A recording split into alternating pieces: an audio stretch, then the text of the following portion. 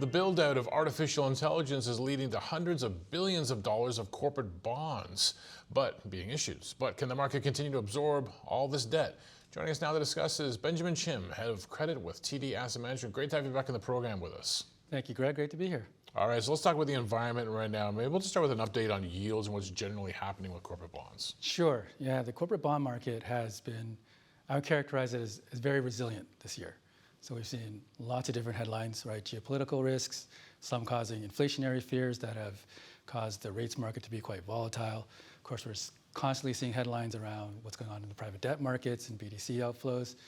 And this year, as you mentioned, lots of supply coming into the market, both regarding AI funding, but also to fund some of the mega cap M&A deals that we've seen so far this year.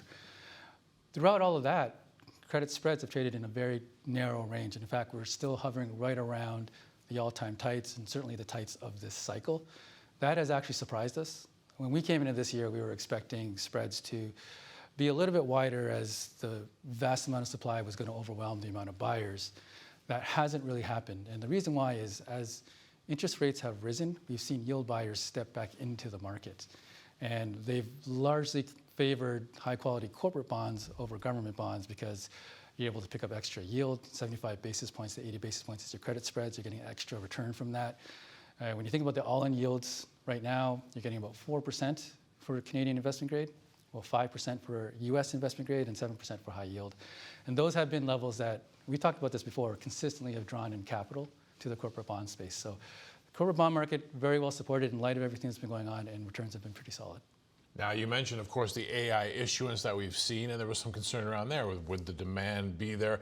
Let's talk about how big it is and how it's touching different parts of the market. Yeah, it's been remarkable, and it's been everywhere in terms of how it's been funding, not just the equity markets, but the debt markets have been a huge part of that funding.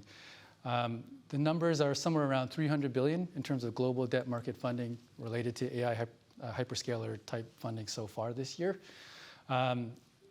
As you know, most of the hyperscalers are very high quality credits. Microsoft, Amazon, Google, they're all AA rated.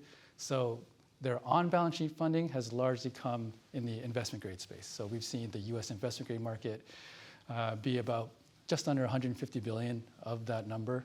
We've also seen Canada and Europe participate in that funding as well. We've also seen some off-balance sheet-like funding. And so it's funding for data centers, funding for equipment leasing companies that have relationships with these hyperscalers. That's been funded through, on the secured side, the private debt markets, on the unsecured side, through the high-yield markets. And the structured finance market has participated in the secured side as well.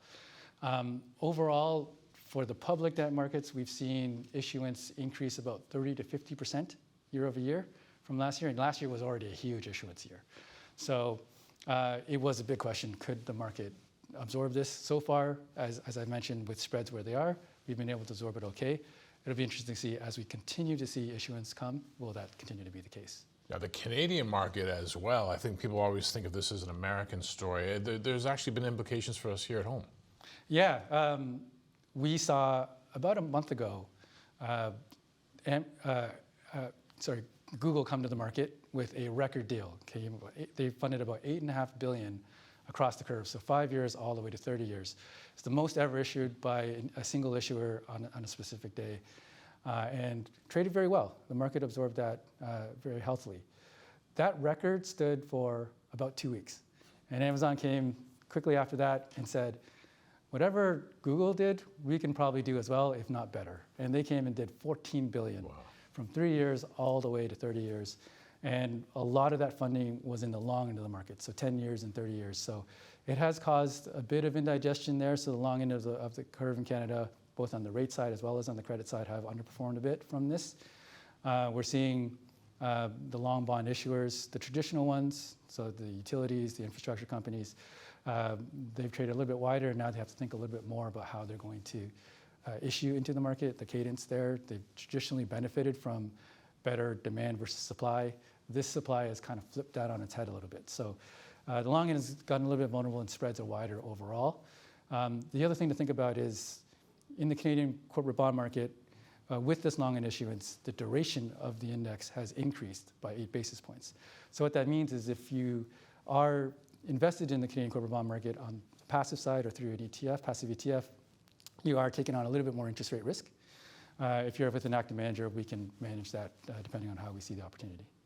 Now, we often talk about high yield. I hadn't thought of high yield and AI together. What's happening in that space? Yeah, so like you said, most of the higher quality issuers are, most of the hyperscale issuers are investment grade, so they're not really funding directly to the high yield market.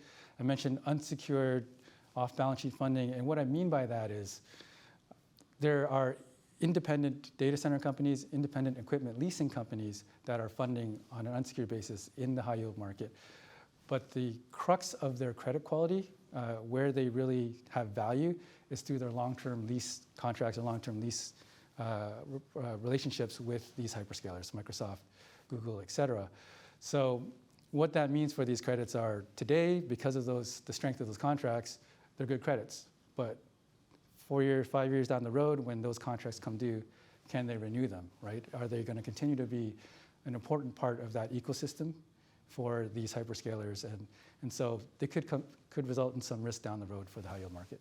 A very interesting spot I haven't thought about. Of course, when we talk about concerns in the debt markets, we've been basically talking about, loans to the software side of the tech trade. How's that playing out? Yeah, I think it's continuing to be an underperformer this year. It's one of the weakest performing sectors, the software side of things. It's interesting because, from the equity side of things, we have seen software rally. But most of those companies that are equity issuers are higher quality, and they're mostly investment grade issuers, where it's only 3% of that market. The loans and the private debt that's struggling, those are more private type credits that the equity markets don't really see. And these companies have very nascent business models, and it's unclear whether or not they have any kind of value proposition that can allow them to really compete against these large language models as they continue to develop.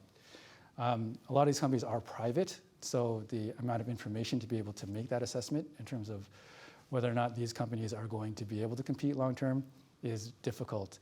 So there's going to be a little bit of a day of reckoning, if you will, in this market in 2028, 2029, when a lot of these loans come due. Are they going to continue to generate enough cash flows at that point to, sustain their debt levels going forward? We'll see if they're entered into any kind of refinancing risk then. And I think until that period, we're going to see the sector continue to trade quite heavy. Right, we covered a lot of ground. Given everything we've talked about, investors often want to know, where are we in the cycle and where is the opportunity? Yeah, there are clear signs that we are late cycle right now. Of course, if you look at the equity markets, it's the breadth of the moves up and down, right? It's limited to a handful of companies, a handful of sectors whenever we see big moves. In the credit markets, there are signs as well. I'd say the biggest one is just the sheer amount of debt-funded capital expenditures, the sheer amount of debt-funded M&A that we're seeing. It has caused credit metrics to start to deteriorate a little bit.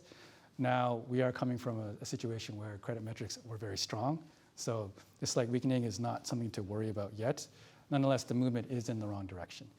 The other thing to think about in terms of the cycle is that we've been at these tight credit spreads for quite a while now. It's been a good year and a half of us constantly saying that credit spreads are very tight and at the tights. That has given a lot of time for some investors in the fixed income space to move down the risk spectrum, right? Be in more esoteric type situations in emerging markets or in structured finance. And so there is some risk taking there. I would say for the most part, credit managers are fairly conservative, only slightly overweight credit. Nonetheless, if we continue with this backdrop, we could see more of that happening.